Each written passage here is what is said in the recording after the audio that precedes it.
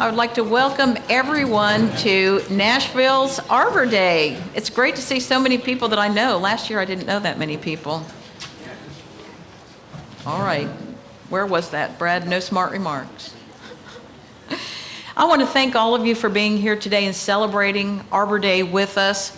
Arbor Day is one of those events that gives Nashville and all of us the opportunity to pause and think about not just the many benefits that trees offer us, but how we can also continue to work and care for trees in our natural environment.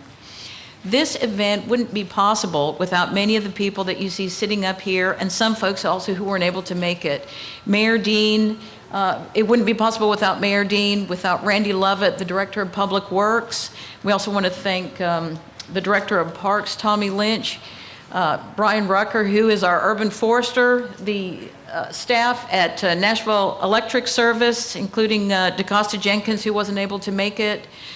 We couldn't hold this event without the Metro Tree Advisory Committee, the staff and commissioners of Metro Beautification and Environment Commission, the Metro Tree Foundation, of course, the students and teachers who participated in the Arbor Day contest, and then all of our distinguished guests who are here today to honor those who are planting trees for that have had an impact on Nashville during their lives.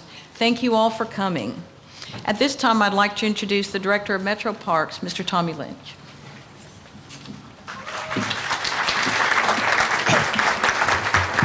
Well, you're overwhelmingly kind. Normally on Arbor Day, we're here in the midst of rain and sleet and cold, and I think in honor of Mayor Dean's last official Arbor Day celebration, the light is shining through. Welcome to Centennial Park. Welcome to my part of the county, my part of the world, and we are so pleased and proud to welcome you here and to have you here. This is a great celebration. It's been a great partnership with the Beautification Bureau that used to be in the Parks Department and now lies in Public Works, and it is so nice with so many of the people that are being honored here today having had some connection with both departments. Thank you, Sharon. Thank you all for being here.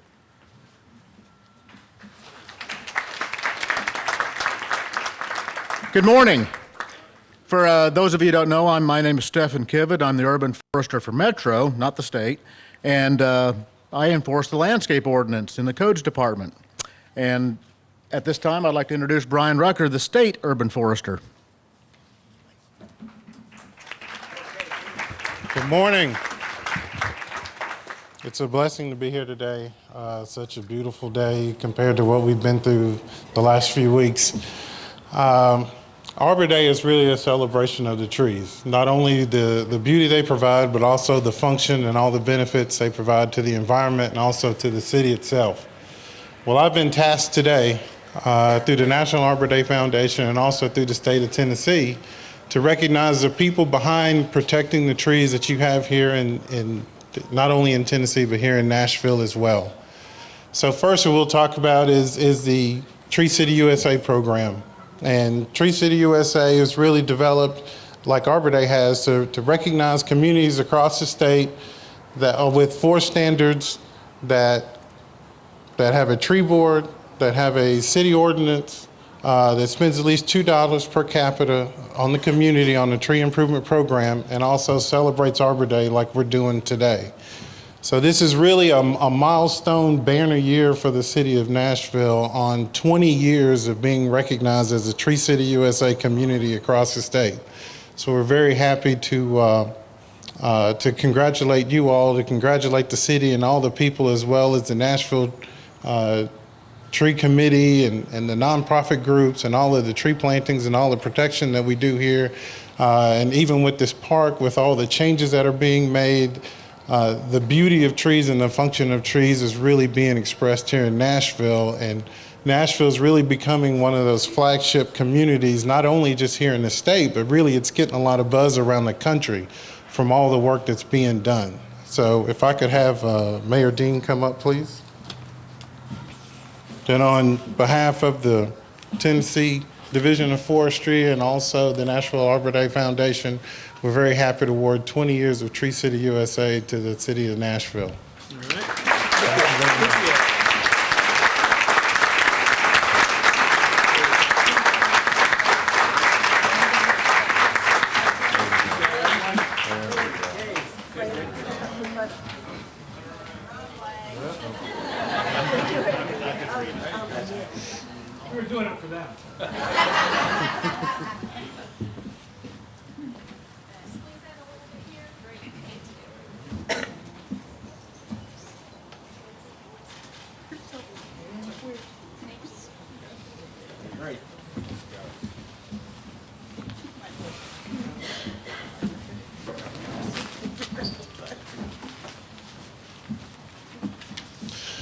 Next, what we're going to talk about is also a National Arbor Day Foundation program is the Tree Line USA.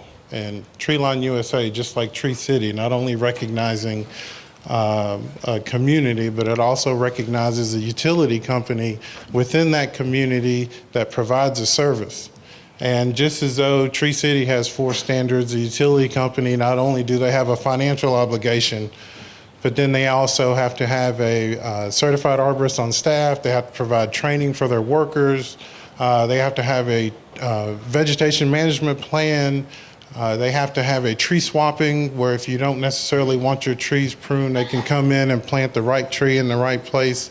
So there's a lot that goes into it, even more detailed than what Tree City is about. So with the Tree Line USA, if we had a representative from NES here. Again, just from the Tennessee Division of Forestry and also the National Arbor Day Foundation, we're very happy to recognize NES, Nashville Electric Service, as a Tree Line USA, and this has been going on for 7 years for NES.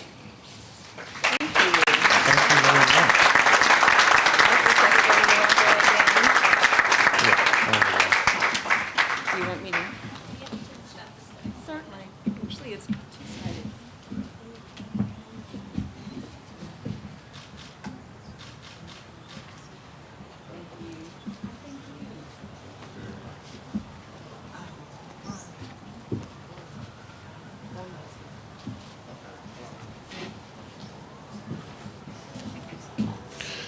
And lastly, another program of the National Arbor Day Foundation that we, the state, administer for them is a tree campus. And it's a fairly new program. I think it's only been in existence now for the past 3 years. Just like Tree City, not only do they have the 4 standards, but they have a 5th one. So they have to celebrate Arbor Day. They have to spend, instead of $2 like a community does, $3 per student, per full-time student on a tree improvement program. They have to have an advisory committee. And then also they have to celebrate Arbor Day. And then the 5th standards, they have to do some kind of public outreach, whether it's the university or the college doing it to the students there on campus, or whether it goes out to the community. So they have to do a student outreach as well.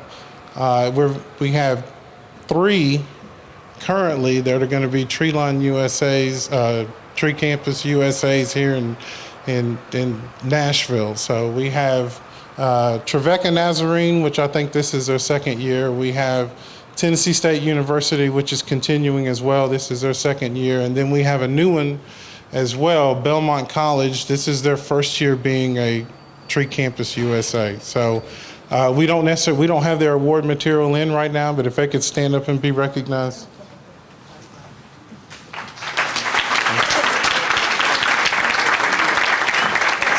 So we're very happy that they're continuing this longstanding tradition that we're starting to get here in Nashville of really protecting and managing trees, not only in the community and in people's homes, but also now on campuses as well.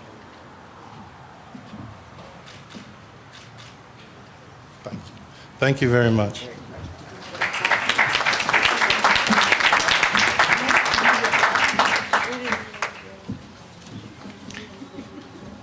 Jennifer, is this the award? Good morning. My name is Neil Letson, and I'm the chair of the Metro Tree Advisory Committee. And our committee is an extension of the Metro Beautification Commission, and we're made up of lay people, professionals, city employees, and nonprofit representatives who work together to advise the urban forestry program here in Metro government. And before I go any further, I know we have some of our committee members here today, and I'm going to ask you if you would please stand and let folks see who you are, or raise your hands if you're already standing. We have a number of them here today.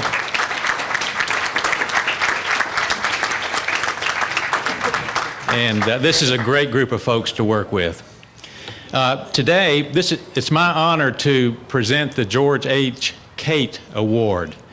And the name is very significant here because George is with us, and it represents and is a reflection of his contributions as a tree advocate over many years and the example he set on how to do things right with our trees in our urban areas. And George, where are you? I'm sure y'all probably all know him, but we got him back here in the back row. But he's a great guy and is an inspiration to all of us. But the purpose of this award is to try to pick out among all the development projects that best of the best, where the development works in hand with the natural environment or replaces trees where there were none. And we have a great example of that today. Traditionally, it goes to a private development, and there's a lot of great ones around, but this year is unusual in that we're going to recognize a metro development at the Bellevue Public Library. This is a 4-acre project that was once an open field and had one tree, and now it's got an excellent library with 146 trees on it. And it's just a great example and hopefully an inspiration for what can be done in restoring our natural landscape around our development in a compatible way, and also connecting with surrounding publicly used properties. And our hope is that this will be more than just a recognition, but perhaps you'll have a chance when you go to Bellevue Public Library, you can see what can be done, and for your developer friends, you can show them how to do that. So at this time, I'd like to invite 2 representatives from the library. I believe they're behind me, Larry Price and Catherine Bryant. Is that correct? If y'all will step up here, please, and stand right here. I'm going to ask Mayor Dean if he would help me. And George, if you'll come on up here. You knew that was coming. And I think there may be 2 representatives from your design team. Yes. Robert Cohn and Dan Jones. I'd like Robert and Dan to step up, and we're going to let you tell us where we need to stand to get a good picture. And Larry. There. Thank you. These are the 2 recipients. So how do you want us to stand?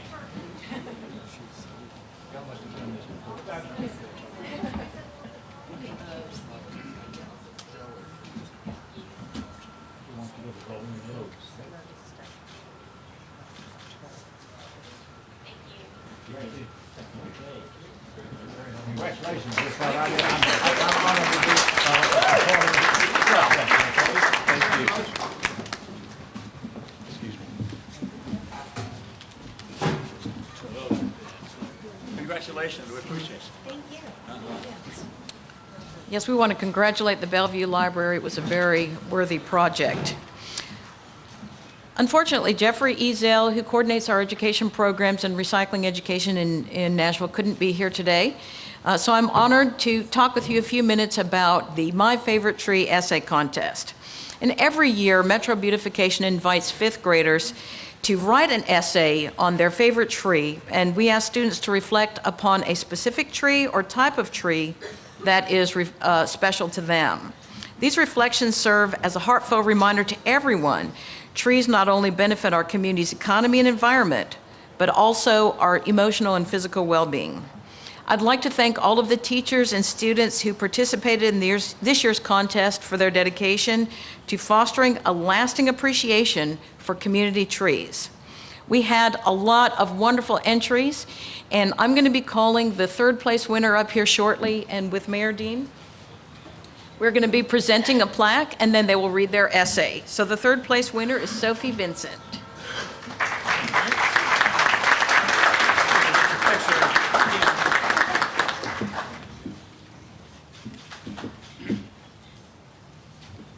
And then you read yours.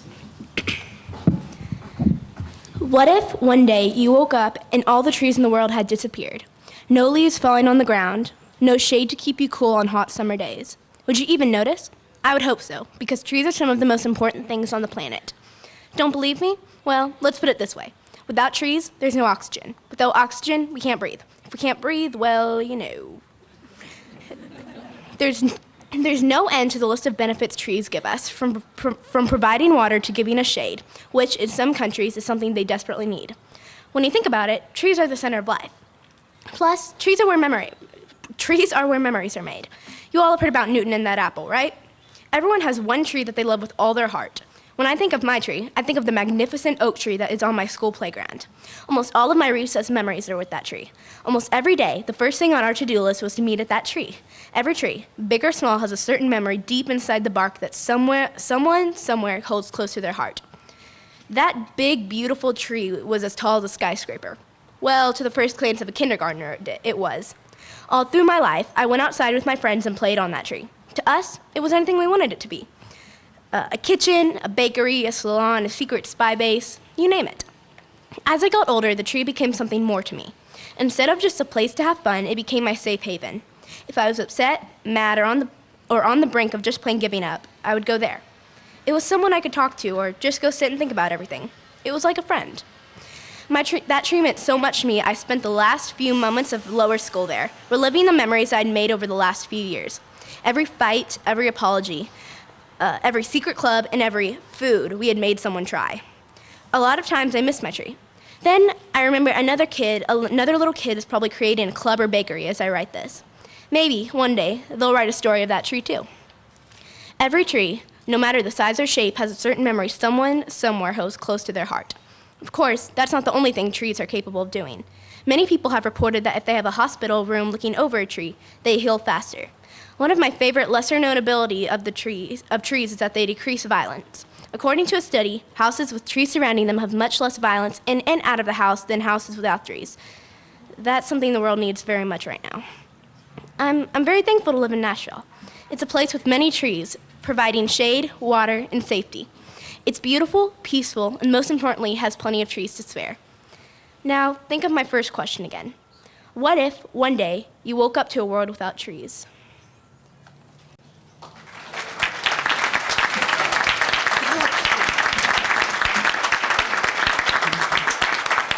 Thank you so much, Sophie. That was fantastic. Our second place winner is Perry Young from Oak Hill School, sorry.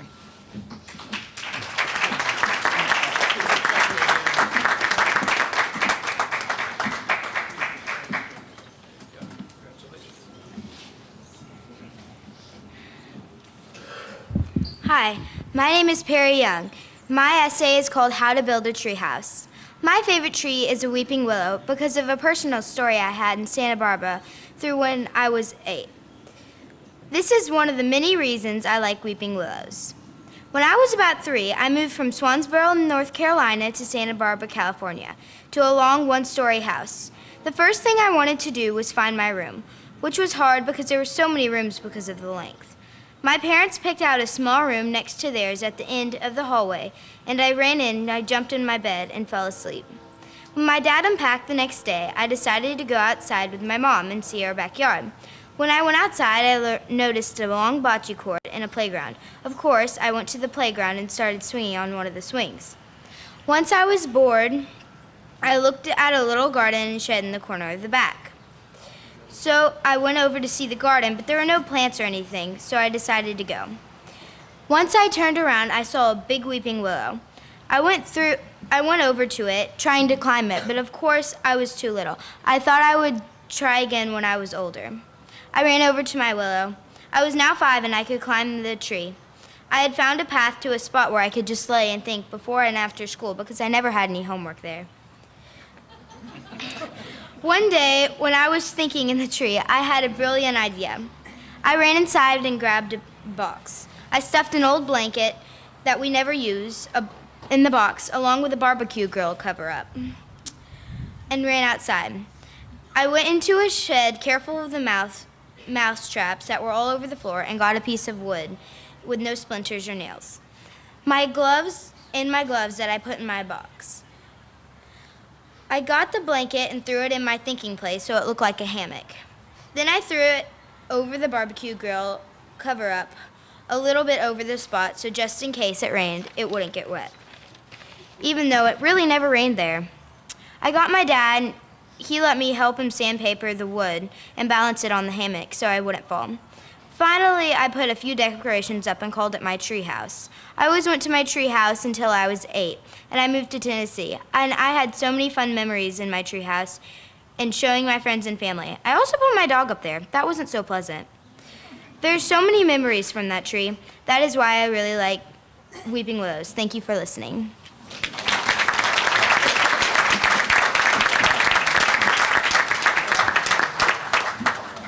Thank you very much. And our first place winner from Harding Academy, Adam Wang.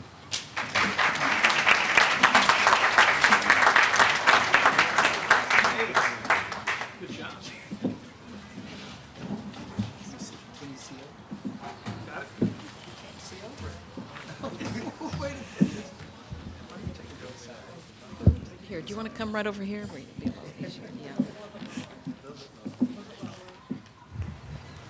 Trees. Believe it or not, scorching and burning hot are two of the many words you could use to describe our backyard in Lexington, Massachusetts. On summer days, my 5-year-old self would often be banished from the cool refuge of our house to suffer in the pitiless heat of our backyard. In other words, my mom had made me go outside to play. Out there in the burning sun, I certainly would have suffered from heat exhaustion if not for the only consolation in our whole backyard, the most beautiful magnolia tree. Why the landscaper had only put one tree in our whole backyard beats me, but I was grateful for that lone tree. It was there that I would sit, safe from the relentless heat of the sun. It was there that I would play and watch the occasional caterpillar inching along the tree's many graceful branches. Sitting there in the cool shade, listening to the leaves rustling in a slight breeze, I always felt calm and peaceful. I came to realize the true value of this magnificent tree. Trees are one of nature's natural wonders. From their long snaking roots to their great swooping branches, trees benefit our environment. They reduce soil erosion and absorb the carbon dioxide we exhale and turn it into oxygen. One large tree can provide enough oxygen to support 4 people for a day. It has also been proven that trees can provide good drinking water. Trees by a river or stream will clean all the extra unneeded nutrients and pollutants out of the water. They also clean our air by removing pollution from the atmosphere. Making our planet healthier is not the only way trees benefit us. Their shade is a wonderful natural alternative for air conditioning. Shaded areas can be 20 degrees Fahrenheit cooler than unshaded places. In this way, trees can help us save energy by lessening air conditioning needs by up to 30%. Though they greatly benefit humans, trees also contribute to wildlife. They provide habitats and support many species of animals. Without trees, you wouldn't see the robin feeding its babies in its nest high among the branches, or the shy squirrel cautiously approaching the acorn next to you, and then, when you are not looking, snatching its treasure and scurrying away. Squirrels and robins are two of the many animals that depend on trees for their habitats and food. Other animals include caterpillars, raccoons, and butterflies. Because of all of these things, it is always a great idea to plant a tree, and their benefits, such as cleaner air and lower energy costs, can be 2 to 5 times the investment spent. If everyone spent the time to plant just one of these beautiful, graceful giants, we could make our planet a healthier place, one tree at a time. I know I will always be thankful for that lone magnolia.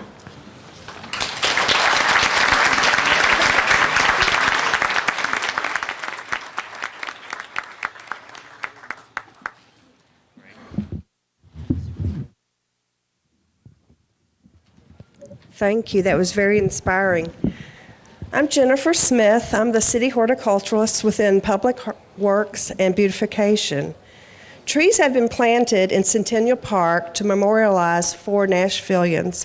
I would like to call Dr. Lucy Barrett Thomason to come up and give some comments about her father, George Barrett.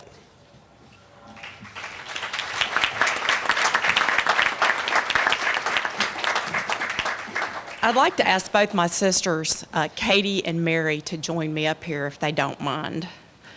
And I just want to say that, the weather. I had dinner with my sister last night, and I said, Mary, it's supposed to be raining tomorrow. And she said, it's not going to rain at 11 o'clock because we have the sisters in our court. So, there you go. That's right. Well, both sisters. Before I get started, I would like to give a nod to Cecil Brandstetter.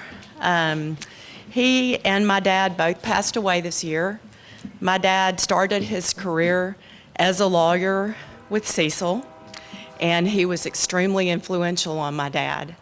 And I think it's kind of fitting that my dad started with Cecil, and he's ending with Cecil. One of his regrets, not a big one, but one of his regrets was that he didn't stay with Cecil for all those years he practiced law, but they started together and they're ending together. Today, the city of Nashville is honoring my father, George Barrett, with a tree. Since the springing of his mortal coil, we have attended several events in my father's honor. This one, however, has special meaning for me.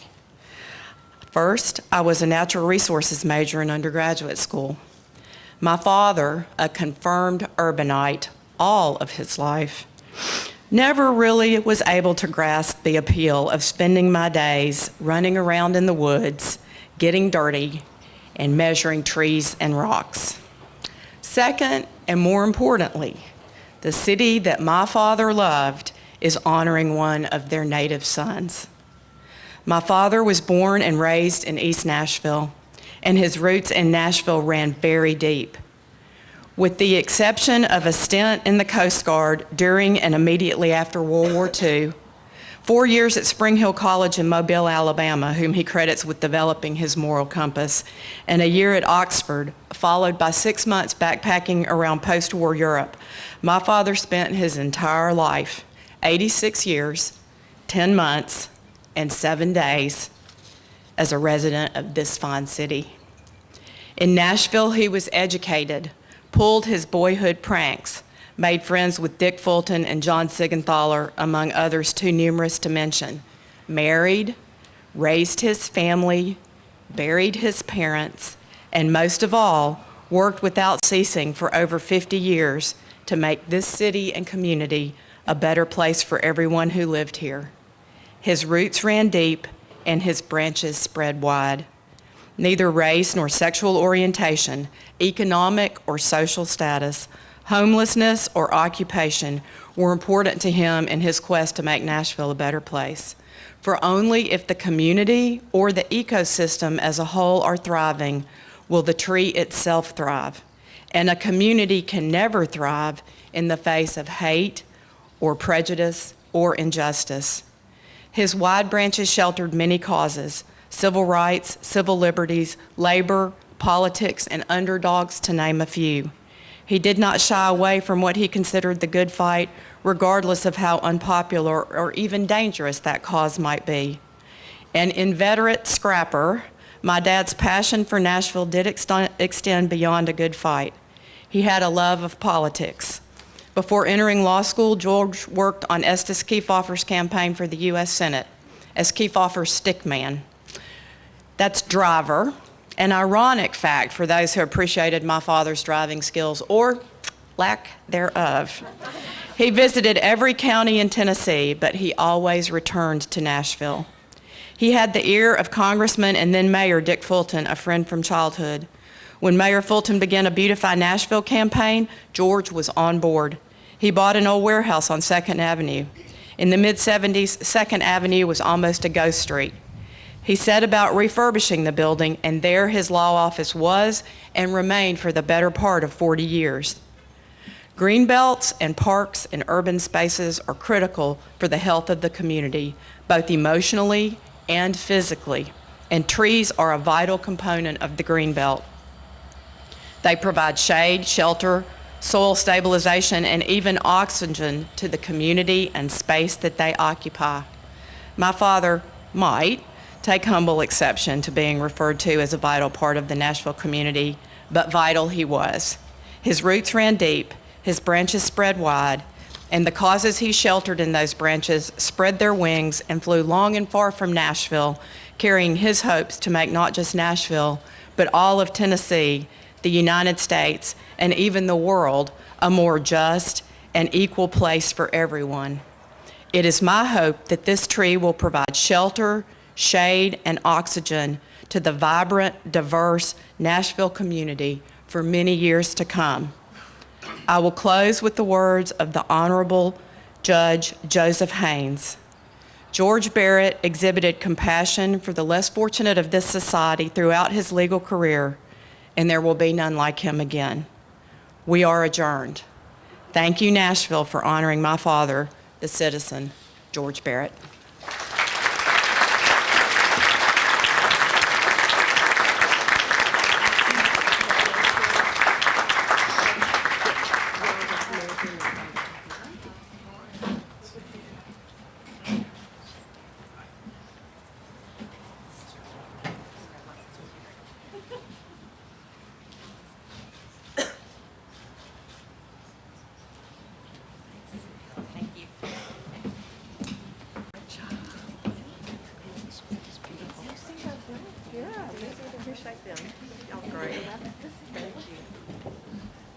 Thank you, Lucy.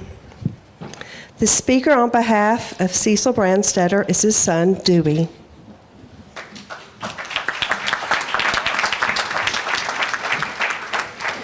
Well, first off, Lucy, thank you for the weather, and thank you more for the kind remarks about my dad.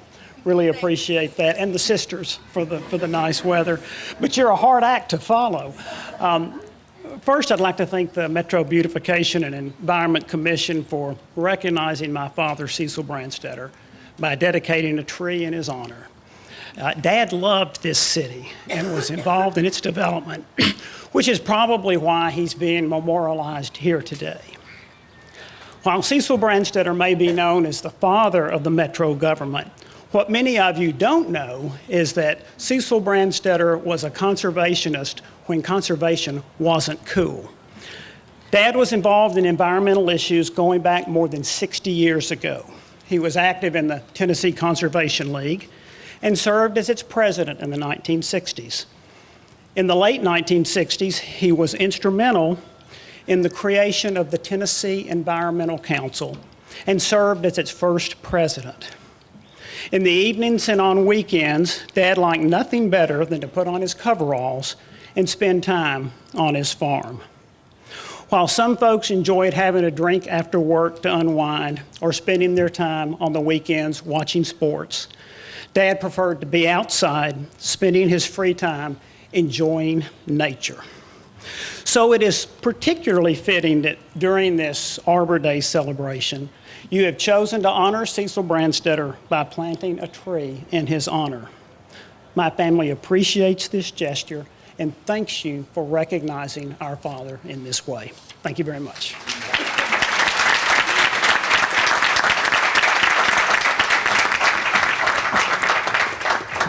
Thank you, Dewey. The speaker for John Stevens is Tommy Lynch, Director of Metro Parks.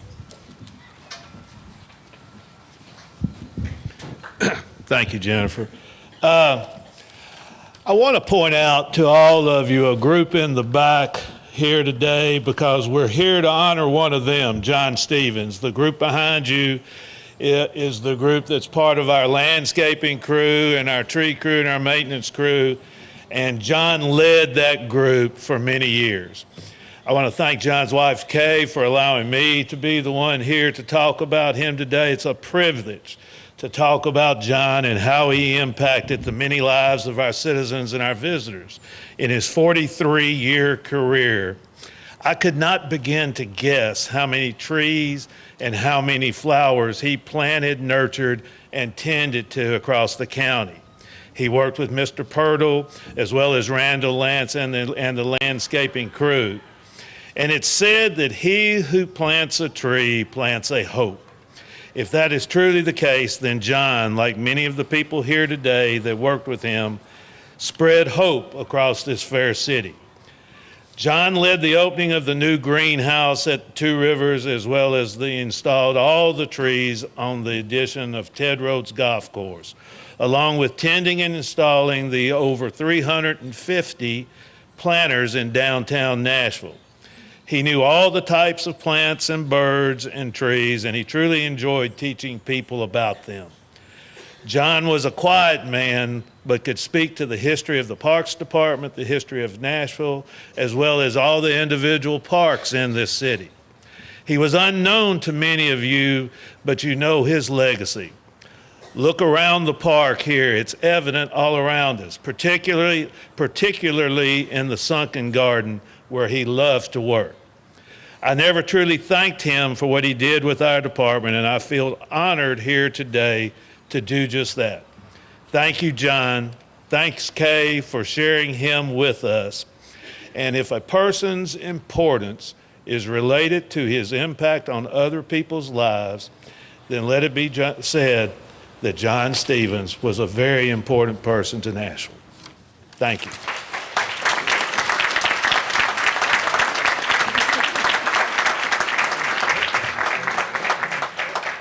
Thank you, Tommy.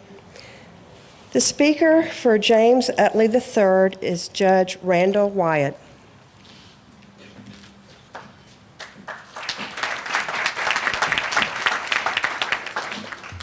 Thank you, Jennifer. I want to say a few words today about my good friend, Mr. James Utley. First of all, I want to recognize members of his family who are here. Very sadly, he lost yesterday a son yesterday morning at around 9 o'clock, Chris Utley. And Chris had been ill for a long time, and I want to just recognize him.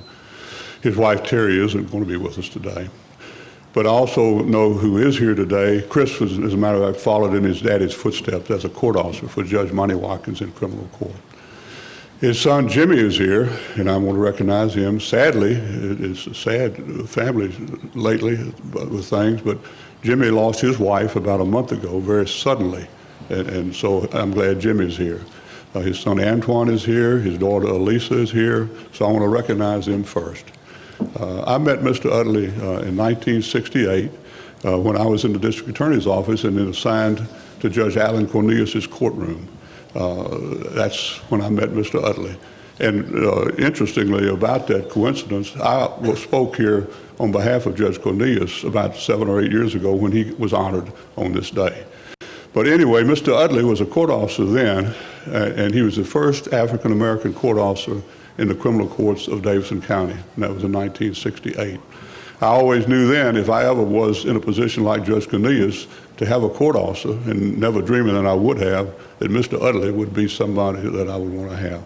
He's just a wonderful man then, and he was until the day he died this past August.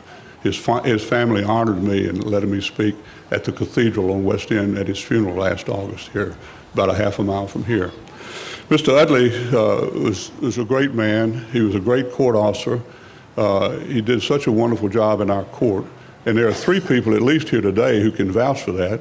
2 of them are mayors, Mayor Carl Dean and Mayor Beer Purcell, and also Stan Fossick, who's here today. Both of the mayors, Mayor Dean and Mayor Purcell, were in our court, Division II of criminal court, for together probably 10 or 12 years trying cases. And both of them can speak to how great of a man Mr. Utley was as a court officer. Stan Fossick, for many years, has been the grand jury foreman, and Mr. Utley was my liaison with the grand jury for 17 or 18, 19 years that he worked for me. So he just had a wonderful way about him, and I'm so honored to be able to just say some things about him. He was preceded in death by his wife, Frances, wonderful lady as well. And so, you know, I'm thinking about a lot of people who've passed on, but the main thing I would say about Mr. Utley was that when he worked for us, he was just such a great person. He knew how to deal with people, talk to people. He had a little humor about him. He did everything the way you'd want someone to do, to treat people with respect, which I think you're supposed to do in the courts. And I was so blessed to have him with us. So I think it's great that you're honoring him today. He liked to work around outside, planning, doing different things. I talked to his daughter, Elisa, about that. And so the planting of the tree for Mr. Utley is very appropriate. So I'm just honored and pleased to be able to stand here to represent and to speak in behalf of my friend and former coroner officer, Mr. James Utley. I was driving over here today, and I'll close on this note. I was driving over here today to speak, and I started thinking about Mr. Utley. I have so many great memories of him. And as I thought about him, I realized in almost every respect, Mr. James Utley is one of the best men that I've ever known in my life. In every way. He's just a good man in every way. So thank you, Jennifer, for whoever, or the Utley family, for having me speak today. And it's my privilege and honor to stand here and remember Mr. James Utley. Thank you.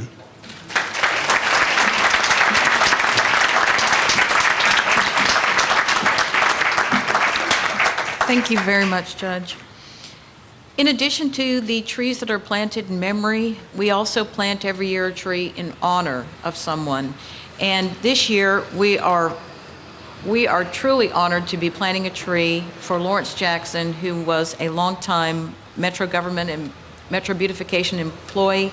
To speak about Lawrence's career at Metro is the former director of Metro Beautification and Environment Commission and Metro's HR director, Veronica Frazier.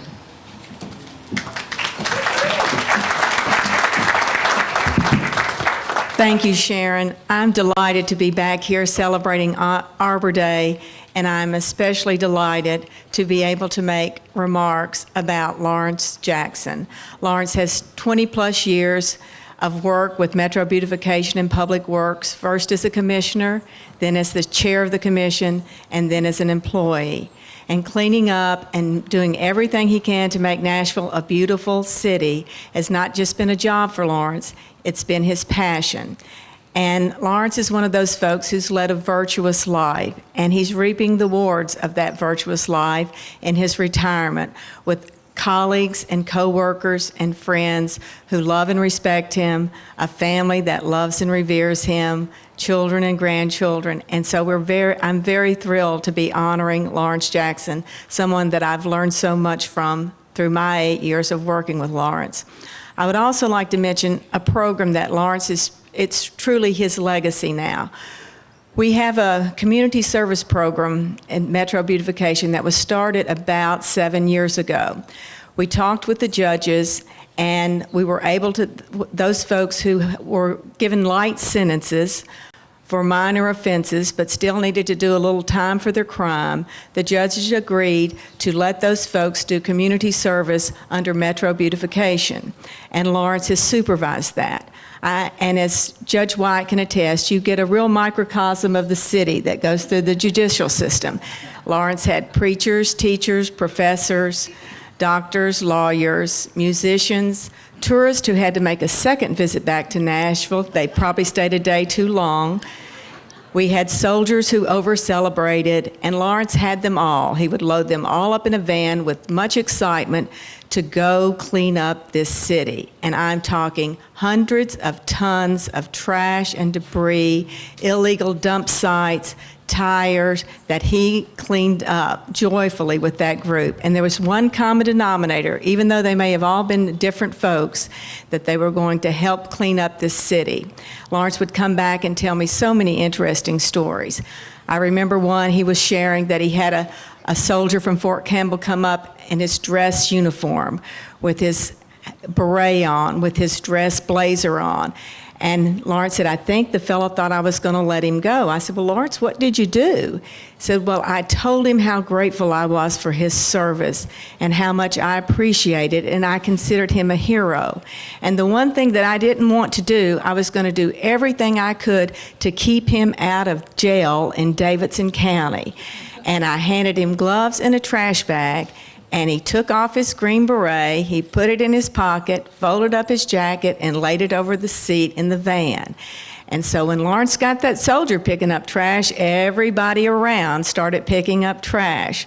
So while I think there were judges who thought we needed a court officer, a police officer, someone with a badge and a gun, to work that program, to supervise that program, we had virtuous Lawrence Jackson with his kindness, his patience, and his wisdom that did so much. And so many people, Lawrence would say, they'll come back and tell me, Mr. Jackson, I'm never throwing anything out of my car window. So Lawrence, and the one last story I'll share, Lawrence also did cultural diversity training. As I said, that was a microcosm of Nashville. He had 2 immigrant groups, and they were mowing a lawn on a vacant lot. Terrible, terrible shape. And one immigrant group came over to Lawrence and said, make them stop mowing. They don't know what they're doing. And they were mowing in a circle. And so these folks had a number of hours, and Lawrence was trying to figure out, in his wisdom, how he would get them to work together. So he got the group who knew how to mow to teach the group who were mowing in circles how to mow, and lo and behold, his outreach program worked, and those folks went on to mow many vacant lots in the right manner and learned a new skill to boot. So I really applaud Lawrence. That's a wonderful legacy that he has left. And I salute him for all he's done. Lawrence, you know how much I love you, and I appreciate everything I've learned from you, and I hope the tree that we plant in your honor today will be the blessing and gift that you have been to this city. Thank you, Lawrence.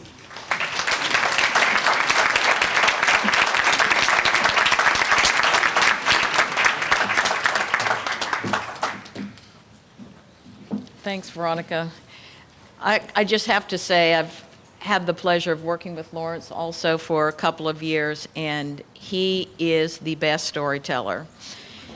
He comes in your office, and pretty soon an hour has passed, and you're just listening to stories. And the one thing that impressed me over and over again about Lawrence was how he was calmly and gently, but clearly, very firmly able to direct all different types of people who may or may not have wanted to fulfill their community service. Lawrence is going to be and is greatly missed. We got a fax 2 days ago, a whole list of streets. It was sent to Lawrence of places that he needed to go clean up, so we need you to come back soon. In his 8 years as mayor of Davidson County, Mayor Dean has been a true leader and led by example in his love for trees, his love for planting trees and caring for trees, and helping all of us to see the importance of having them in our lives. We have been honored to have Mayor Dean as our mayor, and I am pleased that one more time, Mayor, we will have you come up and say a few words on trees. Thank you.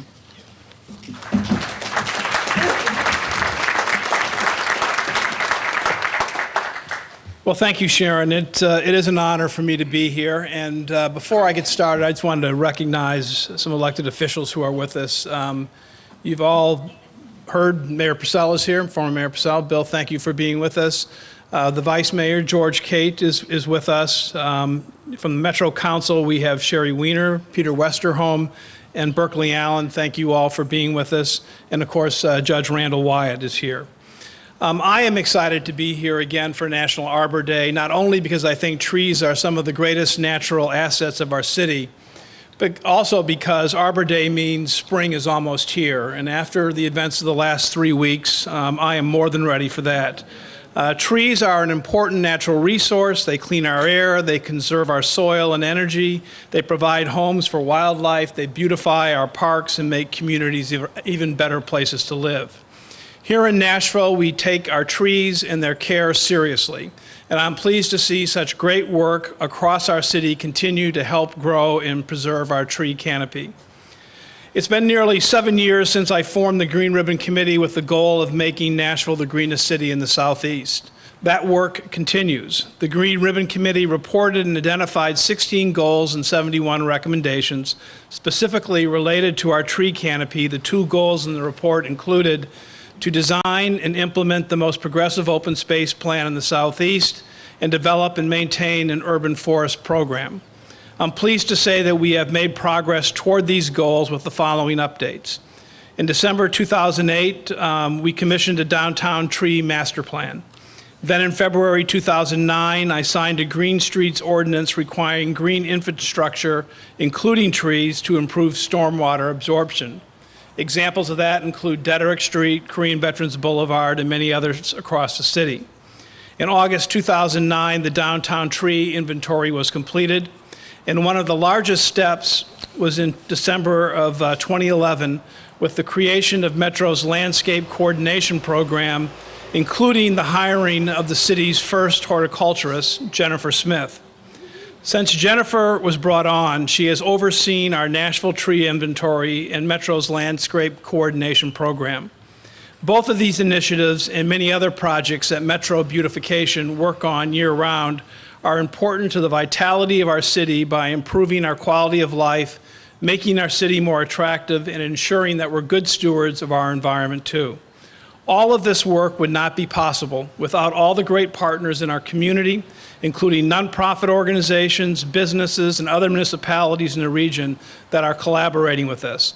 I want to specifically thank Metro Parks and Recreation Director Tommy Lynch, Public Works Director Randy Lovett, Metro's horticulturist Jennifer Smith, our Metro Parks Superintendent of Horticultural Randall Lance, and our Metro Beautification Director Sharon Smith for making today possible. I believe there is no better way to honor the lives of Metro employees than with this tree planting ceremony each year.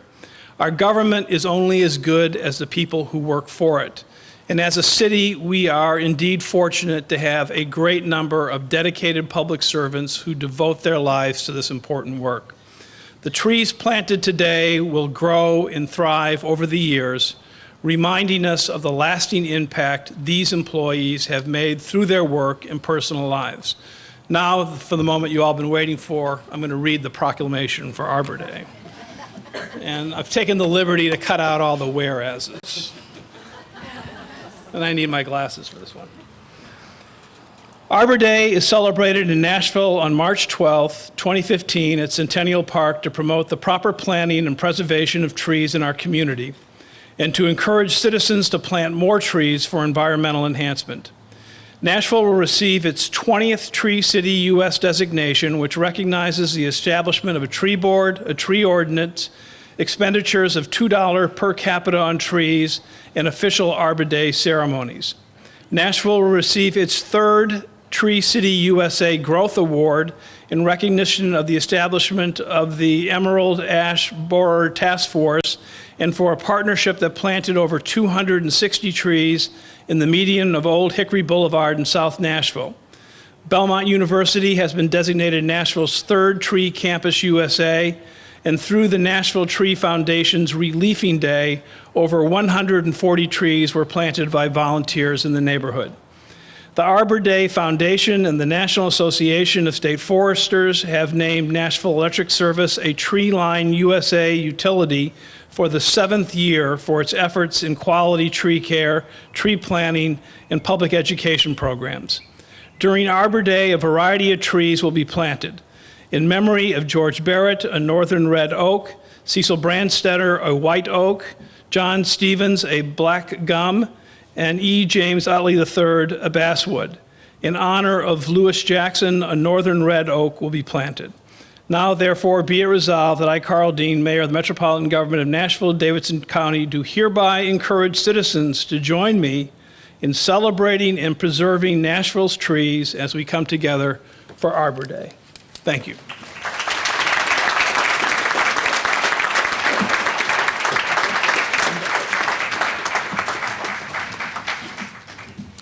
Thank you, Mayor Dean.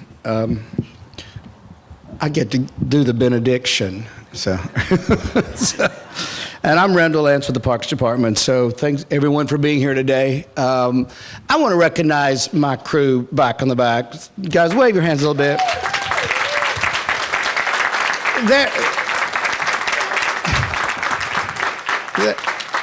They're the folks that plant the Arbor Day trees, so we're really happy. Now, we didn't plant these trees today, but we've been planting all the other trees. We are very happy that you're here. We want to recognize the National Tree Foundation for paying for the Arbor Day trees, so we're very happy for that.